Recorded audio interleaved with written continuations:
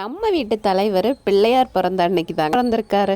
பொதுவாகவே ஜென்ஸ் பார்த்தீங்கன்னா கிஃப்ட்ஸ் எல்லாமே எதிர்பார்க்க மாட்டாங்க. நம்ம விடுவோமா சர்ப்ரைஸ் கொடுக்கணுன்னே நான் இன்னைக்கு போன இடம் தாங்க ஏஆர்ஆர்எஸ். ஸோ அங்கே பார்த்தீங்கன்னா ஷர்ட்ஸ் கலெக்ஷன் நிறைய இருந்துச்சு. பிரிண்டட் ஷர்ட்ஸ்லாம் நிறைய வச்சுருந்தாங்க. பிரிண்டட் டிசைன்ஸ் மட்டும் இல்லாமல் ஃப்ளாரல் டிசைன்ஸ்லாம் வச்சுருந்தாங்க. ஆனால் அதெல்லாமே எங்கள் ஹஸ்பண்ட் விரும்ப மாட்டாங்க. அதனால் நான் அது எதுவுமே பிக் பண்ணல. எப்பயுமே அவருக்கு செக்குடு ஷர்ட் தான் ரொம்ப அழகாக இருக்கும். இந்த ப்ளூ தான் செலக்ட் பண்ணேன். ஆனால் லைட்டாக அது கொஞ்சம் டவல் மாதிரி இருந்த மாதிரி இருந்துச்சு. அதனால் நான் இந்த பிளாக் கலர் ஷர்ட்டுக்கு தான் மூவ் ஆனேன். ஏன்னா சார் கிட்ட வந்து புதுசாக ஒரு சாண்டல் பேண்ட் அப்படியே இருக்குது. ஸோ அதுக்கு இந்த சாண்டல் கலர் ஸ்ட்ரைப்ஸ் இதில் வந்தனால ரொம்ப சூப்பராக மேட்ச் ஆகும்னு சொல்லிட்டு ஃபைனலாக இந்த ஷர்ட்டை பிக் பண்ணியாச்சு. பிக் பண்ணதுமே பாப்பா கிட்ட சொல்லிட்டேன். வீட்டில் போனதுக்கப்புறம் அப்பாவுக்கு தெரியாமல் சர்ப்ரைஸ் நாம் கொடுக்கணும், சொல்லக்கூடாது அப்படின்ட்டு. அப்புறமா மேடமோட செக்ஷனில் என்னென்ன கலெக்ஷன் நியூவாக வந்திருக்குன்னு மேடம் போய் பார்த்துட்டு இருந்தாங்க. வாங்க வாங்க தீபாவளிக்கு வந்துடலான்னு சொல்லிட்டு கூப்பிட்டுட்டு வந்துட்டேன். மாதிரி நீங்கள் உங்கள் ஹஸ்பண்டுக்கு பர்த்டே சர்ப்ரைஸாக என்னென்ன கொடுத்துருக்கேன்னு ஷேர் பண்ணுங்கள்.